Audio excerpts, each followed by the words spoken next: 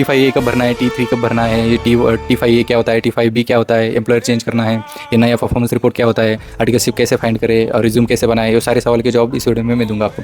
So hi everyone, my name is Vikram. तो first of all start करते हैं form से। ओके, तो दो टाइप के फॉर्म्स होते हैं, एक होता है इंटीमेशन फॉर्म और एक होता है सबमिशन फॉर्म। ओके, तो अगर आप सेमे के अंडर आर्टिकलशिप कर रहे हो तो आपको T1 भरना होता है। ओके, तो उसके बाद अगर अदर देन सेमे के अंडर आप आर्टिकलशिप कर रहे हो जैसे कि CA, CS, इंडस्ट्री, तो आपको T4 भरना होता है। ओके, तो इन दोनों फॉर्म्स की फीस होती है आपकी 2500। ओके, अदर देन सेमे के अंडर आप आर्टिकलशिप कर रहे हो उसके लिए आपको T4 भरना होता है, राइट। तो उसके लिए आपको अगर सर्विस इंडस्ट्री है तो आपको 25 लाख के आगे उसका टर्नओवर होना चाहिए। ओके, और अगर मैन्युफैक्चरिंग वाली है तो 50 लाख से आगे उसका टर्नओवर होना चाहिए। ओके, उसके बाद आता है T3 फॉर्म। T3 फॉर्म होता है अगर आपको 15 मंथ का एक्सपीरियंस है तो आप उसको एज अ आर्टिकलशिप उसको दिखा सकते हो। ओके, तो उसके लिए आपको 4500 फीस भरनी होती है। ओके, उसके बाद आता है अपना एम्प्लॉयर चेंज करना है। अभी बहुत सारे स्टूडेंट को सपोज ऐसा होता है कि इस फॉर्म में काम नहीं करना, इस फॉर्म में उसको जो काम चाहिए वो मिल नहीं रहा, और जो भी अदर रीज़न है आपके, उसके वजह से आपको फॉर्म चेंज करनी है और आपको सपोज़ कि 6-7 मंथ हो गए तो उसको काउंट करवाना है। ओके, तो आपने T1 या T4 तो भरा होगा, राइट।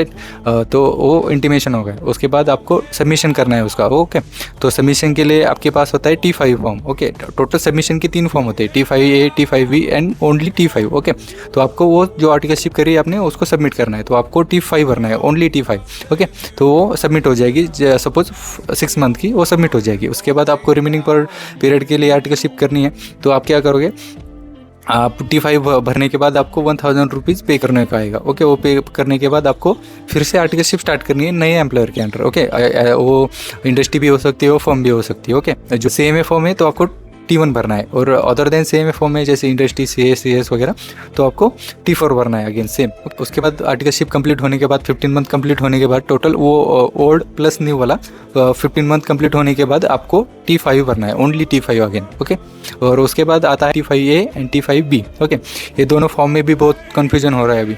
ओके, अगर आपको एग्ज़ाम देना है, सब दिसंबर अटेम्प्ट देना है, तो आपको 31 अगस्त तक आपको 10 मंथ एटलीस्ट कंप्लीट होने चाहिए, और उसका फॉर्म T5A भरना है 5 अगस्त तक। ओके, और आफ्टर गिविंग एग्ज़ाम आपको 10 फेब तक T5B भरना है। ओके, और उसके बाद अगर आप जून में अटेम्प्ट दे रहे हो तो आपको 28 फेब तक 10 मंथ एटलीस्ट कंप्लीट होने चाहिए, और आपको उसका फॉर्म भरना है 5 अप्रैल तक। ओके, और आपको आफ्टर गिविंग एग्जाम आपको T5B भरना है 10 अगस्त तक। ओके, सो यही है उसमें। और उसमें अभी नया फॉर्म, अभी उसमें एक सबमिशन वाला न्यू फॉर्म आया है जो कि होता है परफॉर्मेंस रिपोर्ट। अभी ये क्या होता है, बहुत सारे स्टूडेंट के मेरे पास डाउट आए थे कि T5B में वो नया फॉर्म क्या है।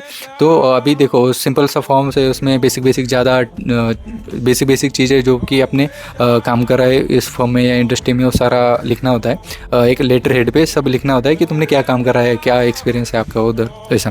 ओके, वो सिंपल सा फॉर्म आपको सबमिट करना है। अभी बात करते हैं कि इंडस्ट्री में करनी है आर्टिकलशिप की या फॉर्म में करनी। तो प्रैक्टिस से करना है आके, तो सिंपल आप मिड साइज फॉर्म टारगेट करना है, उससे आपकी आर्टिकलशिप स्टार्ट करते रहो, सब एक्सपोजर लेते रहो। ओके, अगर आपको जॉब करना है फ्यूचर में, अपनी आर्टिकलशिप स्टार्ट कर दो इंडस्ट्री से। ओके, जो भी ड्रीम डोमेन है आपको उसको फॉलो करते रहो। ओके, और उसके बाद सोर्सेज क्या है आर्टिकलशिप फाइंड करने के, तो अभी मोस्ट ट्रस्टेड अपनी इंस्टीट्यूट की वेबसाइट होती है, उधर आपको रेगुलरली अपडेट आ जाएंगे कि किधर ओपनिंग है या इंडस्ट्री में है या फॉर्म में है, तो जो भी है उधर आ जाता है। उसके बाद होता है लिंक्डइन में अभी देखो तो लिंक्डइन का जो जॉब सेक्शन होता है उधर भी होता है, बहुत सारे आप अप्लाई कर सकते हो उधर से।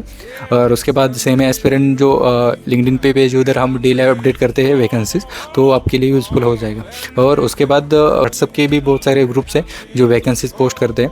और उसके बाद हम बात करते हैं कि रिज्यूम कैसा होना चाहिए, आइडियल रिज्यूम कैसा होना चाहिए। अब आइडियल रिज्यूम कैसे होना चाहिए, वो फ्रेशर ही होते सारे, हम तो उसमें रिज्यूम कैसे बनाना है वो आइडिया नहीं होता, कुछ भी मतलब बेसिक सा लिख देते हैं और अप्लाई कर देते हैं, उससे शॉर्ट लिस्टिंग नहीं मिलती है। मतलब उधर भी शॉर्ट लिस्टिंग होती है। अब आगे फ्रेशर भी हो, आप आर्टिकल भी जा रहे हो, इंटर्न भी जा रहे हो, तो वो देखते हैं कि आपने क्या क्या लिखा है और कैसे लिखा है, कैसे खुद को प्रेजेंट किया है। ओके, तो ना वो तुमको जानते हैं ना तुम उनको जानते हो बेटर। ओके, तो आपका जो फर्स्ट इंप्रेशन आपका रिज्यूम होता है तो उसको ठीक से लिखते आना चाहिए। ओके, तो 1 पेजर रिज्यूम कैसे होता है उसका फॉर्मेट मैं आपको दे दूंगा।